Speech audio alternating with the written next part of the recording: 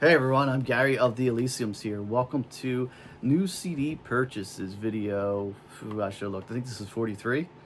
But anyway, before we get in this video, do me a favor, please hit that subscribe button, like this video. It helps support me and I really appreciate it. So this is the stack we have today to go over. A little mix of everything, some metal stuff. I'm gonna get right into it. First up is Shinedown with Amaryllis. I think this was the only Shinedown album I was missing from 2012. Features the hit single Bully. Excuse me. Next up, we have Vision of Disorder from Bliss to Devastation. And this looks like a promo version from TVT Records that was actually given to like a radio station. I have a few of these CDs, as you've seen in the past couple of videos, with the writing on there and the writing on a disc. Looks like WDBK. Have no clue where that would be from. Oh, I also have Tom Mullen's email and phone number from TVT Records back in 2001. I wonder if he's still there. Or if TVT Records is even a thing. I haven't heard of them in a while. Next up, we have Bob Marley and the Wailers, of course, with Talkin' Blues. This is the regular Tough Gong release from 1991 Island Records, not the remastered version. I had the remastered version a while ago. Obviously I don't no longer have it, which is why I got this. This is cool though, because there are basically, I don't want to say interviews, but it's called talking before every song on this album. You're hearing Bob, but you have some awesome songs on here like Burn and Luton, which is great. Get Up, Stand Up, Walk the Proud Land, You Can't Blame the Youth, Rasta Man Chant, Amadou, Bend Down Low, of course, I Shot the Sheriff. And happy to pick this one up. This is the self-titled debut from Aldo Nova. I've been getting really into Aldo Nova as of lately. This is a 1982 release. Heavy stuff, awesome guitarist. Some early 80s metal here. Not really hair metal, just some good hard rock. And this I picked up. I've been getting singles lately. Whenever I see a single, especially something, 20 years or older, I'm picking it up. So I saw this Spine. It's really smaller. It just says Red Hot Chili Peppers. And so I grabbed it to see what it was, and it's the single for Can't Stop. As you can see, the import there. Not really sure where it's imported from, as it does not say. Oh, Australia, I'm sorry. But yeah, 3 tracks on here. Can't Stop. We have Right on Time, the live version, and then Nothing to Lose, which I don't know what that is. Live, 13-minute track. So excited to check that out. Next up, this one was cool because obviously I'm a big fan of the band, but I don't have anything of his solo. It's Martin Barre with A Trick of Memory. I have no clue what to expect here. This is a German CD release. ZYX Music Records. 14 tracks on here. In the booklet itself, cool photo there of Martin. You got a little essay from David Reese in 1994. So I'm going to check that out and see what more information I can get on this. So cool to have my first solo album from Martin Barre. Next up, whenever I see these, if I don't have them, I pick them up. This cost me literally $2. This is the Pearl Jam, the official bootleg series, which was released after the binaural tour in 2000. This is Boston, Massachusetts, August 29th, 2000. It's actually my youngest brother's birthday. He was 6. 2-disc set, obviously, as all these are at least 2 discs from this series. There's a couple triple discs. Next up is a band that I've never had anything from. I've heard snippets of them. I thought they were pretty cool. This is the 69 Eyes, kind of a gothic metal band out of Finland. This is called Framed in Blood, the very blessed of the 69 Eyes. So I guess this is supposed to be like a greatest hits. I'm not really sure. But yeah, I'm gonna try to get into this band. I don't know if they, as far as I know, they don't have any hits here in America. Maybe in Finland, they're bigger. Even in Europe. 2006 release. This was released in 2000. This is The Grayest of Blue Skies from Finger 11. I was a fan of Finger 11 when they came out. They were on the Scream 3 soundtrack, which is how I first heard of them. And this would be the album that was released around that time. I think the song, I can't remember the name of the song in Scream 3, but I know it was from the Tip album. So this would have been the follow-up. So I was a fan of this band before they got pretty big with One Thing, and then obviously Paralyzer, which was huge when it came out. It was on every radio station. Next up, I have Beautiful Tragedy from In This Moment, 2007 release, Century Media. I don't know why I can never talk. This is more metalcore. You do have the melodic, female vocals of Maria Brink, but it's more metalcore as to what they would become nowadays, where they're a lot more heavier, a lot more screaming. There's a lot more singing on these albums. And I also picked up this too. This is what's it called, The Dream. The Dream. This was the follow-up to Beautiful Tragedy, 2007 release. Again, they got the metalcore, but you see they're starting to go towards where they would eventually become and where they're at now.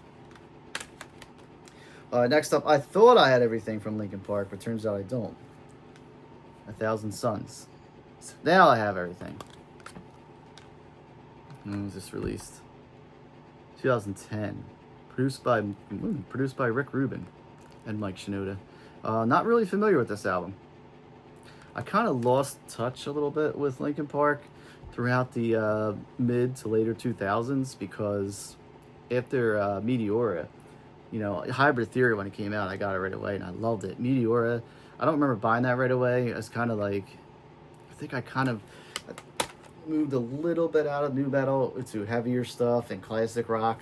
So I got into that probably a little bit after the release, which is a great album. And then after that, it was, I think like 2005, 2006, something like that. They released their third album. And by that time, I kind of wasn't as into them, so I kind of skipped over a lot of stuff, besides the stuff which is really famous and played on the radio, I've heard. All right, next up, this is one of those official bootlegs. Official bootlegs. Probably not official, but it looks good. Korn, Freaks Out East. This is a Japan broadcast from 1999. And what's cool about this is how many people remember that cover? I remember it. I remember having that issue of Hit Parader. And Hit Parader was like the coolest magazine. It was kind of like the PG rated version magazine, as opposed to like Circus or Metal Edge.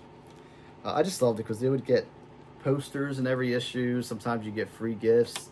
There was like full pull-outs on a page of just a band. I had Hit Parader all over my walls. But yeah, anyway, this is from February 99.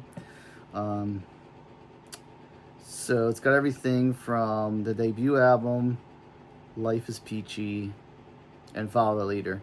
Obviously, this is before issues would come out towards the end of 99. So cool stuff there to have that. Next, we have Black and Blue with Nasty Nasty. Black and Blue, one of the original, I want to say hair metal bands. They didn't really get that famous, but they had a huge reputation for them. They actually inspired John Bon Jovi. Tommy Thayer, who's now with Kiss, replaced Ace Frehley, the lead guitarist in Kiss now, was in this band. This one was actually produced by Gene Simmons, so Tommy Thayer had a Kiss connection way back then. And there's another song written and produced by Jonathan Cain of Journey called I'll Be There For You. And no, it's not the Friends theme song. Alright, I got a couple left here. Twisted Sister, Come Out and Play. Twisted Sister, besides Stay Hungry and the greatest hits, kind of tough to find. Still looking for Under the Blade. This one, not a huge hit for Twisted Sister. I was known for the hit sing off here was the Shangri-La's Leader of the Pack. which is kind of weird to have Twisted Sister do. And then next up, we have one that I think I forgot to purchase. I remember when it came out, but I must have forgot to purchase it. Self-titled from Obituary. I said Obituary is one of my favorite death metal bands. Definitely my favorite death metal band to see live. I never got to see Death, but you know, I've seen Cannibal Corpse. I've seen who do I see? I've seen Cryptopsy, Carcass, if you want to consider them death metal. But if you ever get a chance to do Obituary, go do it. It's awesome. These guys, you know, they're in their 50s now. They're playing like they're in their early 20s, like they have something to prove. All right, last but not least, I got the deluxe edition of Metallica's Load, which just was released. Look at these guys. Look at Lars. I'm not a hater on this album, like most people. It's not my favorite Metallica album by far. Personally, I prefer Reload. I know a lot of people have told me Load's the better album of the two, but I prefer Reload. I feel like this is just too long. I mean, 14 tracks, the Outlaw Tour, which ends it's almost 11 minutes long. Bleeding Me is a great track, over 8 minutes. The House That Jack Built's another good song, it's close to 7 minutes. I mean, overall, it's just a long album. Mama Said is probably the least expected song from Metallica. Eat My Bitch, what opens up, is pretty heavy. Of course, it has the hits Until It Sleeps, King Nothing, and Hero of the Day. Waste My Hate's a great one. CD2 is just riffs, demos, and rough mixes. And then disc 3, you have a live album. Poor Touring Me. 13 tracks. Mostly everything on this live set is from Load, except for they end with Overkill, the cover they do the Motorhead song, and then we have a Kill/Ride medley, so a medley incorporating stuff from Kill 'Em All and Ride the Lightning. But for those that are wondering, I did see that coming soon is, you know, next they're going to do they're going to do Reload like this in the deluxe edition. They're going to do what came into that, S&M. They're going to do Garage Inc. They're going to do Death Magnetic, Saint Anger, all of it in a deluxe packaging. Now, the one thing I wondered is, as far as Kill 'Em All and Ride the Lightning, why didn't they release a deluxe 3 CD package like they did with the rest of the albums? Only because I know they released a deluxe box set, and you know, with the vinyl you get all this extra stuff, but why didn't they release a 3-disc set? If they do, I hope it comes out soon. Alright everyone, this is my latest CD pickups. I appreciate everyone watching. And like I said, if you haven't already, please hit that subscribe button. I'd greatly appreciate it. And I'll catch everyone in the next video. Thank you.